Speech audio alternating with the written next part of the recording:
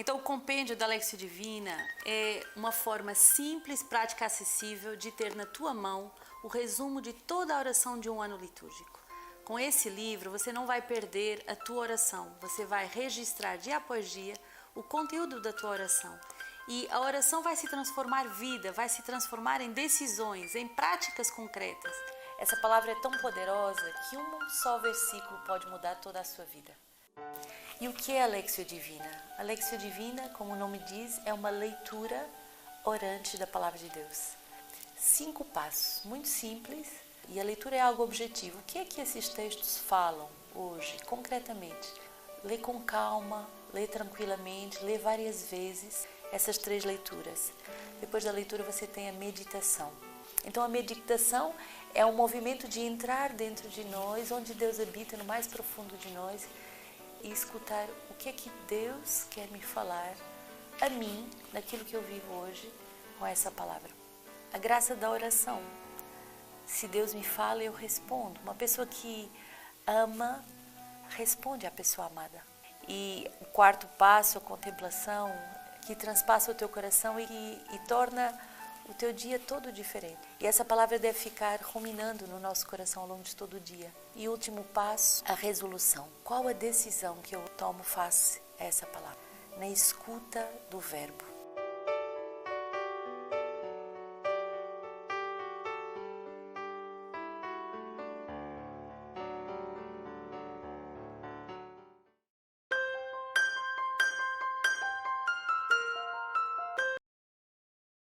Bom dia, com muita alegria que estamos juntos nessa quarta-feira, dia dedicado a São José, nesse ano de São José. E é uma grande graça podermos, cada quarta-feira, nos lembrarmos do amor misericordioso de Deus para com cada um de nós e saber que Deus nos ama com ternura. E vamos ver hoje, através da Lexio, que Deus não abandona nenhum dos seus filhos. Então, com alegria, queremos acolher a todos os membros de vida, de aliança, todos os nossos amigos, benfeitores, todos aqueles que se alimentam diariamente da Palavra de Deus. E hoje celebramos também os primeiros mártires de Roma. Então, sangue de mártires, sementes de novos cristãos. Então, queremos agradecer a Deus por todos aqueles que foram fiéis no testemunho até o fim, dando a vida por Jesus. Hoje a leitura, continuamos acompanhando a par e passo a história de Abraão e Sara, uma belíssima história de fé da qual nós somos herdeiros. Gênesis 21, 5 e 8 a 20. Você pode abrir a sua Bíblia e acompanhar conosco essa leitura. Abraão tinha 100 anos quando lhe nasceu seu filho Isaque. A criança nasceu e foi desmamada, e Abraão deu uma grande festa no dia em que Isaque foi desmamado.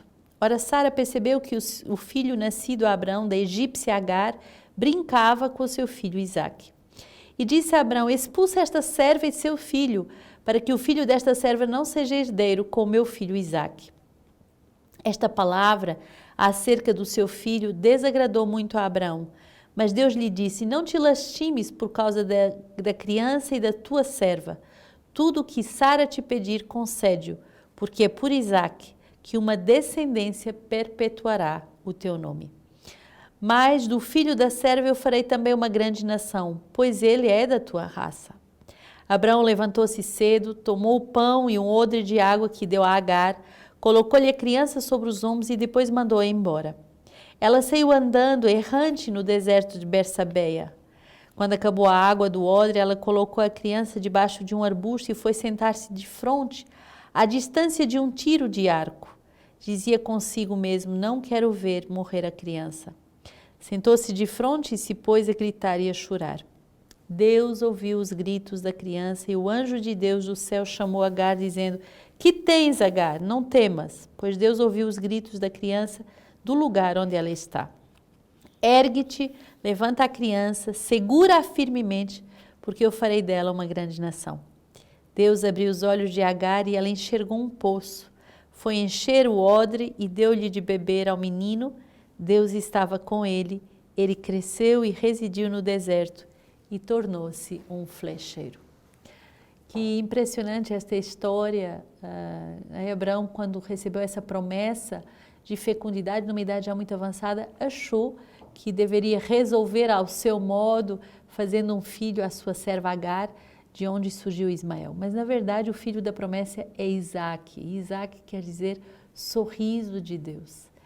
É esse o filho da promessa, é esse o filho da sua esposa legítima, Sara. Mas agora Sara apresenta como que um incômodo, um ciúme de ver as duas crianças brincando juntas e pede que Abraão mande embora a sua serva com essa criança. E é terrível perceber a dor que isso causa no coração de Abraão, mas Abraão começa a ser esse homem que escuta a palavra de Deus, que escuta a voz do Senhor. E o Senhor vai lhe dizer: tudo o que Sara te pedir, concede, porque é de Isaque que uma descendência perpetuará teu nome. Então, perceber que Abraão começa a obedecer à palavra de Deus, Abraão começa a não mais se fiar aos seus sentimentos, ou às suas escolhas, ou aquilo que ele gostaria, mas a obedecer à palavra de Deus. E aí manda embora a sua serva com o seu filho e no momento terrível no deserto, imagina, um deserto é um lugar inóspito, lugar de feras, um lugar onde não tem água, manda a sua serva com o seu filho com uma vasilhinha de água e um pedaço de pão. Quer dizer que eles iriam morrer certamente de fome e de sede. E a sua serva, a Agar, tem uma atitude que é a atitude de cada um de nós, de gritar a Deus, de dizer a Deus a sua dor, a sua angústia, o seu problema, o seu medo. O problema se torna muito maior quando nós guardamos o problema só para nós e quando nós não partilhamos esse problema com alguém. E Agar é símbolo dessa mulher simples que grita a Deus, que expõe o seu problema a Deus e Deus vai ouvi-la. Não temas, Deus ouviu os gritos da criança do lugar onde ela está. Ergue-te, é uma palavra de ressurreição. Não tem outra palavra senão põe-te de pé. É a palavra ressuscita. Quer dizer que Deus vem visitar também esta sua filha, também vem visitar Ismael e ele não abandona nenhum dos seus filhos. Mesmo uma criança concebida em pecado, numa situação ilegítima, Deus não abandona os seus filhos. Por isso que nunca devemos nos desesperar com o terror do aborto, não devemos nos desesperar com uma solução de matar uma criança, mas ao contrário, Deus tem uma solução e Ele vai abençoar amplamente essa criança. E Ele diz assim: levanta a criança e segura-a firmemente. Eu quero vos dar a conhecer de verdade esse projeto tão bonito de proteção às mães grávidas, que às vezes desesperadas podem cometer aborto, mas saiba que há alguém que pode lhe ajudar. E aqui não era um aborto de um bebê não nascido, mas essa mãe estava desesperada porque ela ia assistir à morte do seu filho. O Senhor vai intervir e vai fazer com que Agar enxergue um poço no deserto. É um milagre, no deserto não há poço. Mas é como se na situação em que nada parece ter solução, Deus nos abre os olhos para vermos uma solução. E essa criança vai se tornar um flecheiro, quer dizer que ele vai aprender a acertar ao alvo, ele vai ter um futuro abençoado. Deus, quando entra em diálogo conosco, Ele faz das situações mais difíceis, situações em que Ele vai nos dar soluções inesperadas. Por isso não devemos nunca desesperar, mas ao contrário devemos ter o coração muito em paz. Salmo 33, este pobre gritou e o Senhor ouviu, salvando de todas as suas angústias. O anjo do Senhor acampa ao redor dos que o temem e os liberta. Temei ao Senhor, vós, santos seus, pois nada faltará a quem o teme. Os leãozinhos passam necessidade e fome, mas nenhum bem falta aos que procuram ao Senhor.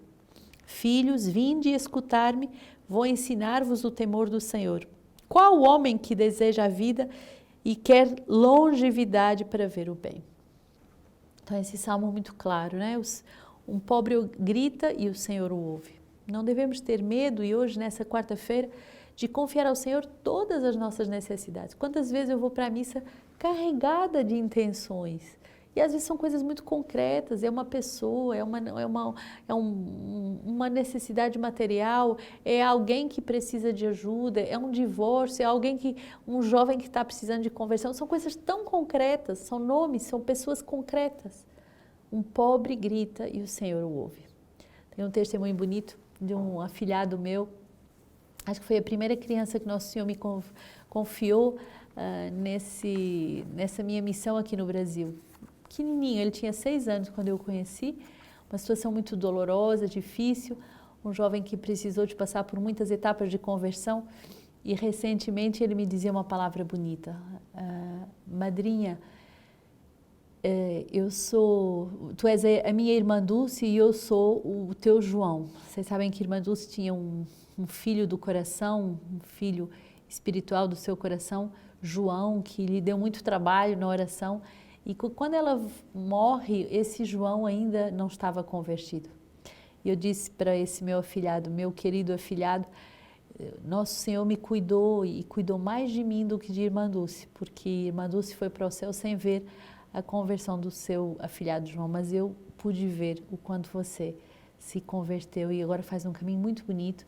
Ele se prepara para receber agora a crisma através das mãos de Dom Alberto no dia 10 de julho.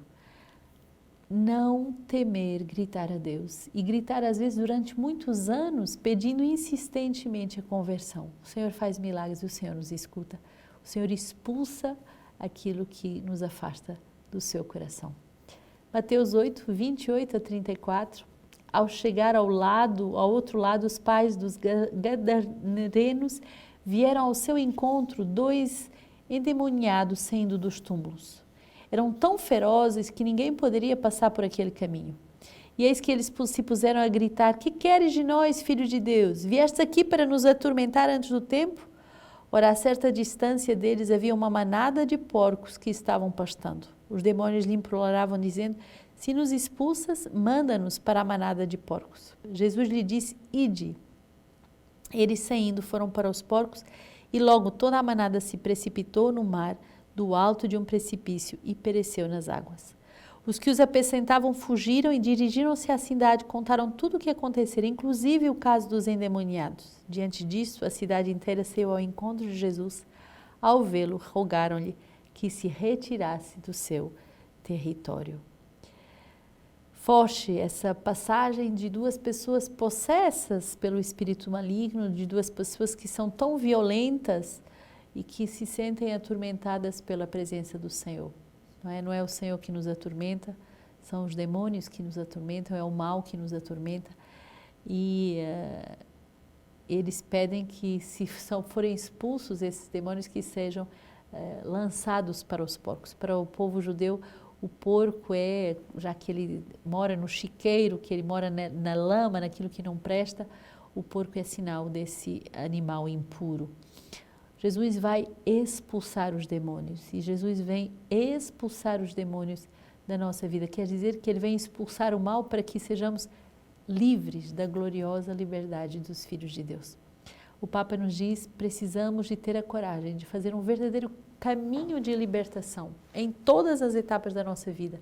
E se não vivermos isso, não conseguimos construir uma família santa, uma família sadia. Te peço hoje, inscreve-te no Festival das Famílias, permite que a tua família viva esse momento bonito de libertação, em que a tua família possa ver até soluções, às vezes num deserto muito grande. Tem tantas pessoas que vivem lutos profundos, que vivem momentos muito angustiantes. Permite que a tua família saboreie a gloriosa liberdade dos filhos de Deus. Temos 2 formas de fazer esse festival: completamente online, através da nossa plataforma de formação. Então você tem que se inscrever, e é um valor muito simbólico para cada membro que participa. Você pode se inscrever, o conteúdo é riquíssimo, e esse primeiro lote é disponível para 5 pessoas. Então, uma módica quantia para poder participar de 5 dias intensivos de formação de R$40 por pessoa. Participe, divulgue, e também, se você está cansado de estar em casa, se você deseja viver a liturgia não só online, mas presencial, cada uma das nossas casas de vida se preparam com muito carinho para lhe acolher. Aqui no Rio de Janeiro é um borbulhar de vida, mas eu sei que é a mesma coisa na nossa casa do Canadá, na nossa casa da Bélgica, de Portugal, na casa mãe, na Manaus, em Moçambique, a irmã Maria Marta também que está lá preparando ensinos e rezando por nós. E todas as casas, o Monte Tabor, a Casa do Carmo, todas as casas da comunidade preparando noite e dia esse festival para vocês. 6 línguas, extraordinários conteúdos, celebrativos também, com peças de teatro, com palhaços, com musicais muito inspirados, um musical de São José lindíssimo. Esse domingo no Criativos vamos lhe dar um gostinho desse festival, então não perca também esse programa, mas eu já lhe digo, vamos experimentar a gloriosa liberdade dos filhos de Deus. E os primeiros mártires de Roma podem nos lembrar muito isso. Celebramos, depois da solenidade dos apóstolos, Pedro e Paulo, que em todo o mundo se celebra no dia 29 de junho e por questões pastorais no Brasil se põe para o domingo seguinte, mas os primeiros mártires são celebrados sempre depois de Pedro e Paulo. São como esses primeiros mártires de muitos outros que foram dados à igreja. No ano 64, o imperador Nero vai pôr fogo em toda a cidade de Roma e vai acusar os cristãos, e esses cristãos vão ser vítimas de muitas perseguições e são tidos como uma seita inimiga que não adorava o imperador. Então, tudo que acontecia de negativo eram os cristãos que tinham culpa e eles foram acusados de terem posto fogo a Roma. É uma cena muito incrível quando a gente vê nesse filme que fala de Paulo e de Lucas, Nero que manda incendiar os cristãos para que os cristãos iluminem a cidade. Então, terrível essa perseguição aos cristãos, e o Papa Clemente I vai dizer: encontramos na mesma arena e combatemos o mesmo combate. Deixemos as preocupações inúteis e os vãos cuidados e voltemos-nos para a gloriosa e inevitável regra da nossa tradição. Consideremos o que é belo, o que é bom, o que é agradável ao nosso Criador. Então, os cristãos que eram lançados nas arenas, dado a comer como se fosse um espetáculo aos que estavam no Coliseu, que eram postos como tochas humanas e muitos outros atos atrozes para serem torturados. E a resposta desses primeiros mártires era sempre o perdão e a misericórdia. Tenho aqui hoje um texto muito bonito de Clemente I, Papa, primeiro século, diz assim: sofreram vítimas de um ódio iníquo, tornaram-se para nós magníficos exemplos da fidelidade. Deixemos de lado os exemplos dos antigos e falemos dos vossos atletas mais recentes. Apresentemos os generosos do nosso tempo, vítimas do fanatismo e da inveja. Sofreram perseguição e lutaram até a morte. Tenhamos diante dos olhos os bons apóstolos, por causa de um fanatismo iníquo. Pedro teve que suportar duros tormentos, não uma vez ou 2 vezes, mas muitas. E depois de sofrer o martírio, passou para o lugar que merecia na glória. Por invejas e rivalidades, Paulo obteve o prêmio da paciência. 7 vezes foi lançado na prisão, foi exilado e apredejado, tornou-se pregoeiro da palavra do Oriente e do Ocidente, alcançando assim uma notável reputação por causa da sua fé. Depois de ensinar ao mundo inteiro o caminho da justiça e de chegar até os confins do Ocidente, sofreu o martírio que lhe infligiram as autoridades. Partiu, pois, deste mundo para o lugar santo, deixando um perfeito exemplo de obediência. A estes homens, mestres de vida santa, juntou-se uma grande multidão de eleitos, vítimas do ódio iníquo, que sofreram muitos suplícios e tormentos. Tornaram-se desta forma para nós exemplo magnífico de fidelidade. Vítimas do mesmo ódio, mulheres foram perseguidas como Danaídes e Dirceia, suportando graves e terríveis torturas, correram até o fim a difícil corrida da fé e, sendo fracas de corpos, receberam o nobre prêmio da vitória. O fanatismo dos perseguidores separou as esposas dos maridos, alterando o que disse nosso pai Adão: é osso dos meus ossos e carne da minha carne. Rivalidades e rixas destruíram grandes cidades e fizeram desaparecer povos numerosos. Escrevemos isso não apenas para vos recordar os deveres que tendes, mas também para alertarmos-nos a nós próprios, pois nos encontramos na mesma arena e combatemos o mesmo combate. Deixemos as preocupações inúteis e os vãos cuidados e voltemos para a gloriosa e venerável regra da nossa tradição. Consideramos o que é belo, o que é bom, o que é agradável ao nosso Criador. Fixemos atentamente o olhar no sangue de Cristo e compreendamos quanto é precioso aos olhos de Deus. Seu Pai, esse sangue que, derramado para a nossa salvação, ofereceu ao mundo inteiro a graça da penitência. Sejamos então esses novos mártires nessa arena desse espírito do mundo tão cheio de ideologias para gritar, para proclamar que somos chamados à gloriosa liberdade dos filhos de Deus. Inscreva-se no Festival das Famílias. É para você esse festival, esse bálsamo do coração de Jesus que vai salvar a sua família. Vai ter formação para todos os estados de vida, para todas as idades, adolescentes, jovens, crianças, casais, as mães e os pais também que são monoparentais. Se a tua família só tem pai, se só tem mãe, não se intimide, esse festival também é para você. Toda a família é para ser evangelizada. E a novidade desse festival é que vai ter um festival especial de forma muito particular para os nossos avós e avós também. Momentos muito profundos de laude, de adoração, de eucaristias diárias, artes, música, teatro, dança, um concurso muito bonito de talentos em família. Você poderá viver esse festival da sua casa, através do seu celular, da televisão, do nosso B-Logos, da nossa plataforma de formação. Será um festival internacional, vai ser em 6 línguas. Guarde a sua vaga, dia 14 a 18 de julho. Não perca esse momento tão forte para podermos ser evangelizados profundamente, a descobrirmos a gloriosa liberdade dos filhos de Deus.